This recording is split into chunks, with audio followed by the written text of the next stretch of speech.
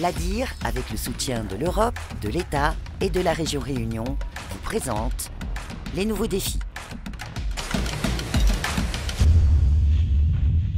Un petit avant-goût de la fête de la musique à présent, si vous n'avez pas l'occasion d'aller voir les concerts qui seront proposés un peu partout sur l'île le 21 juin, eh bien pourquoi ne pas faire cette fête de la musique à la case avec des amis ou en famille autour d'une platine vinyle. C'est le grand retour du vinyle et particulièrement à La Réunion depuis l'installation de l'entreprise Run Run Records à Saint-Pierre. Je vous propose de découvrir avec elle comment ce marché est en train de se développer. À Saint-Pierre se trouve un atelier de fabrication bien particulier. Ici, on produit de la musique. On a un apport de matière première PVC qui est transformé en palette plastique que moi je vais intégrer dans la presse et ma presse va imprimer le sillon musical sur le plastique. C'est la seule presse à vinyle de l'île et même de l'océan Indien. Elle existe depuis 4 ans.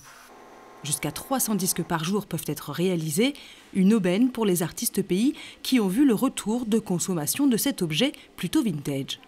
Depuis qu'on est ici, je pense que le marché est en essor. C'est-à-dire qu'on a créé une proposition, on a créé une offre et donc les groupes qui sortent un disque, vu que le CD est devenu un peu obsolète, un peu plus obsolète, le support vinyle est assez attrayant pour avoir un support physique.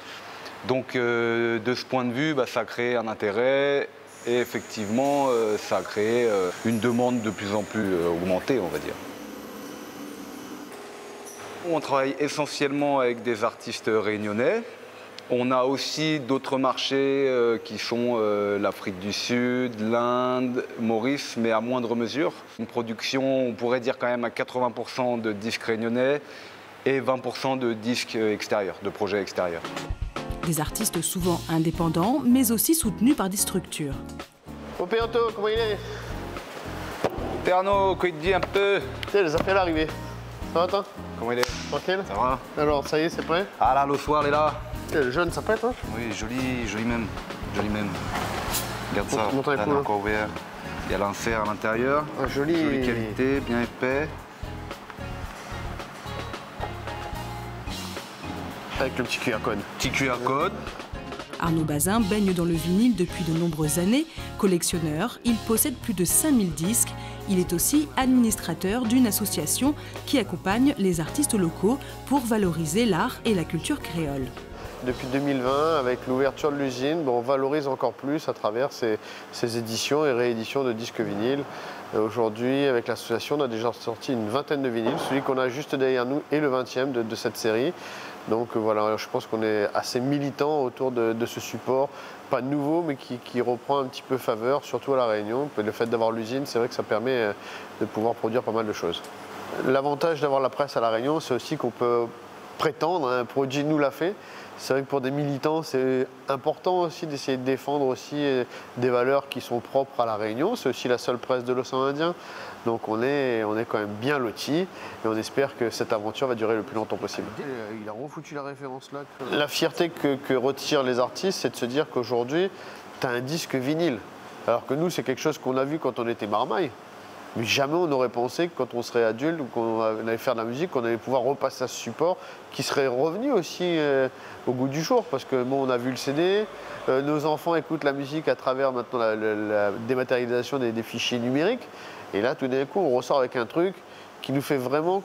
Là, c'est plus de la consommation, là, on est acteur de la musique. Parce que sur un 33 tours, il faut se dire qu'on a jusqu'à 20 minutes par face. C'est-à-dire qu'au bout de 20 minutes, on se lève pour changer la face, pour écouter l'autre. C'est pas comme aujourd'hui, on va faire une playlist de 3 heures et puis on se retrouve dans 3 heures. Là, c'est pas possible. C'est vraiment une consommation active de la musique. Depuis 2020, Run Run Records a sorti plus d'une centaine de projets d'artistes différents. Une fois les disques récupérés, il faut les distribuer. Arnaud se rend dans une boutique de Saint-Pierre, le seul disquaire indépendant de l'île. C'est super ça. Ah, c'est cool. Ouais, très jolie pochette. Ouais. Très très bon. On va regarder ce que ça... Hein? Allez. Hop. Donc ça c'est tout nouveau, tout chaud, ça vient d'arriver juste là. Ouais. Il vient d'être fini de presser. Ouais. D'accord. Alors, hop. C'est parti. Bon, normalement le son est bon. Hein. On va regarder de suite.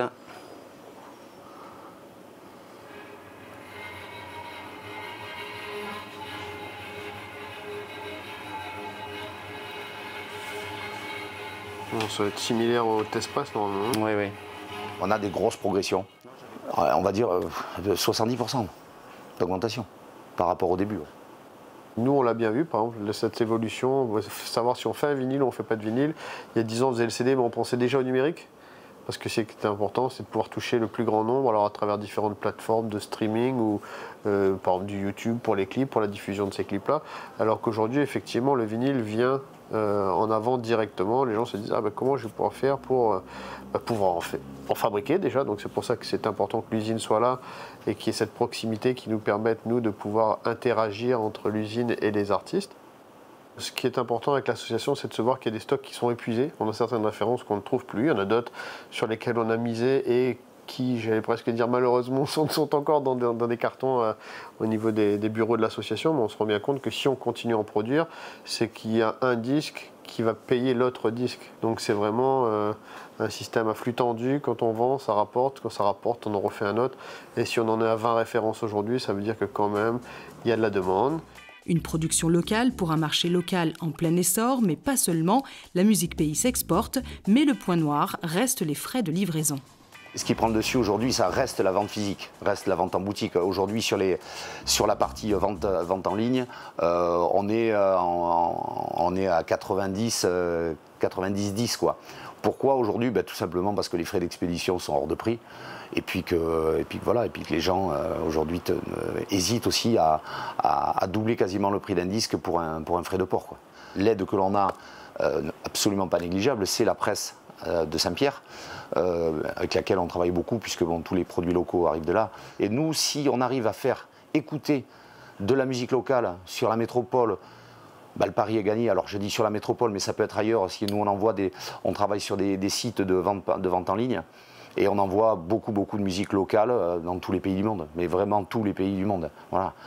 Donc ça veut dire que c'est des gens qui sont curieux, qui sont gourmands de vinyle et qui ont envie d'écouter ce qui se passe à La Réunion. Le défi du marché du vinyle pays est maintenant de trouver un modèle économique viable pour renforcer les ventes à l'international. Merci. Salut Arnaud. Ciao. L'ADIR, avec le soutien de l'Europe, de l'État et de la région Réunion, vous a présenté les nouveaux défis.